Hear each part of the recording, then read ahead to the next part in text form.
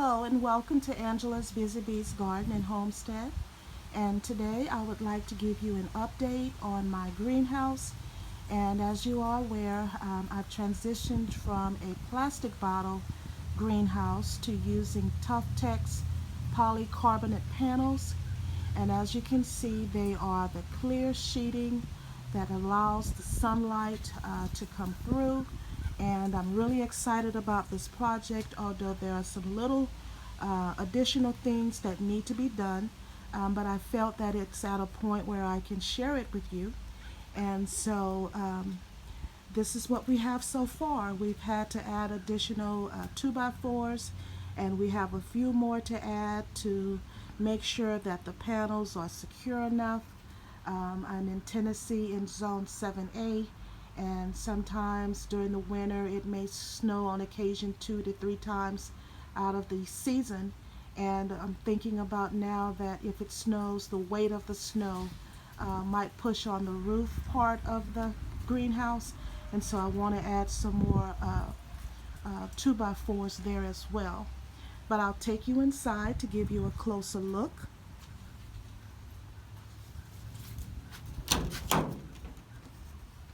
This is a 5x8 space, and already I have brought in a few plants that I want to try to save and over winter for next year. One of them being this beautiful hibiscus plant. The flowers are a beautiful pink color, and don't mind the drooping of the leaves. I've just watered it, and so they usually perk up in a matter of minutes.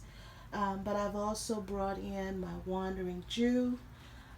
These are plants that I take so many cuttings off of and multiply into so many additional plants. And I'm also bringing in a lot of my pepper plants to try to overwinter as well. And there are more pepper plants here. But I was able to get in this 5x8 space 2 of these tables, or shelvings, shelves.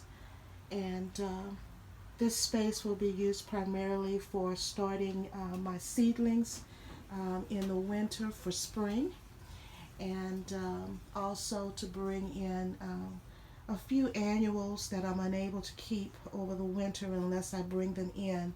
I will be using this space for that purpose. And also I have a few citrus trees and a banana plant that I want to bring into this area as well.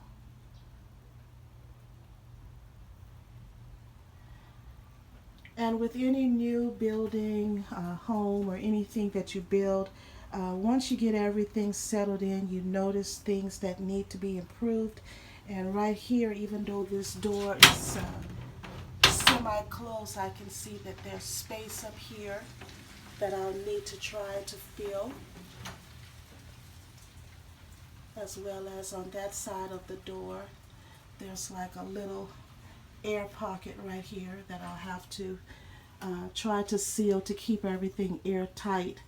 I'm also looking at purchasing a heater for this space that has a thermostat that I can turn, that will automatically turn off when it reaches a certain temperature in here, as well as getting a fan for air circulation.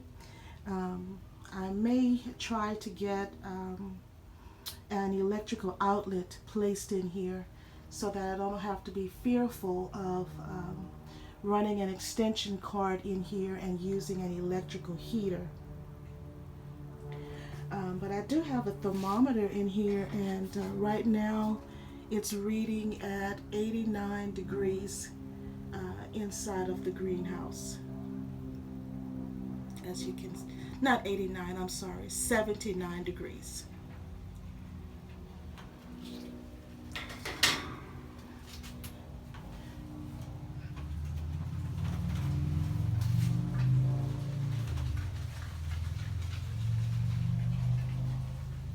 And of course it's on a concrete slab.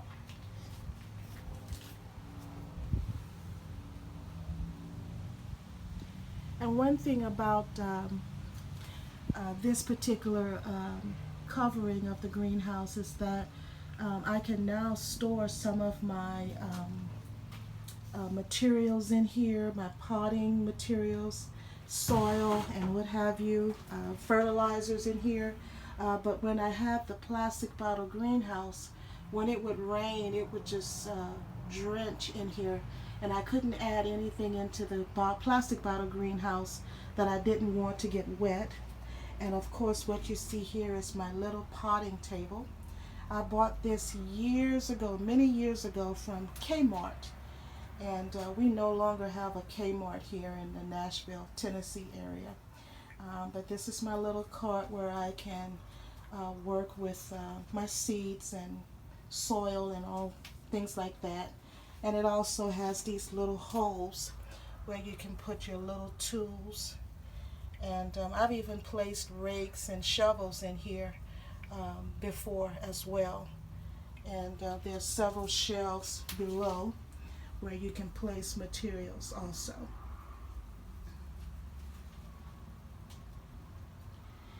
And we're not quite finished. We have one more 2x4 to put along this back wall here. And I'm thinking about adding something else on top to make sure that the roof will not fall in if it was to snow.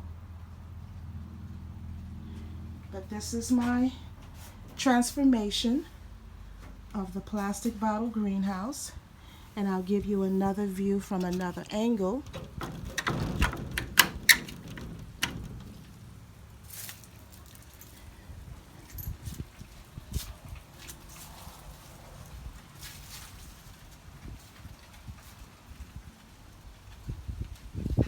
Now these Tuftex polycarbonate panels, the clear ones, are like $22 a piece, and they're 8 feet long. These are the 8-foot panels. And I think for this 5x8 greenhouse, it took 15 panels, not 15, 16 panels to cover the roof, the sides, the door area, front, back. And then of course we had to purchase the 2x4s and the screws, and of course we ran out of screws. But once we get additional screws and additional 2x4s in, it should be a much more sturdier greenhouse. So I'm really excited and looking forward to being able to start my seedlings and store my annuals that I want to keep, so that I don't have to continue purchasing so many new annuals every year to add color to my garden. If you like this video, please hit the like button, subscribe, and hit the notification bell for future videos. Thank you so much. God bless. Bye-bye.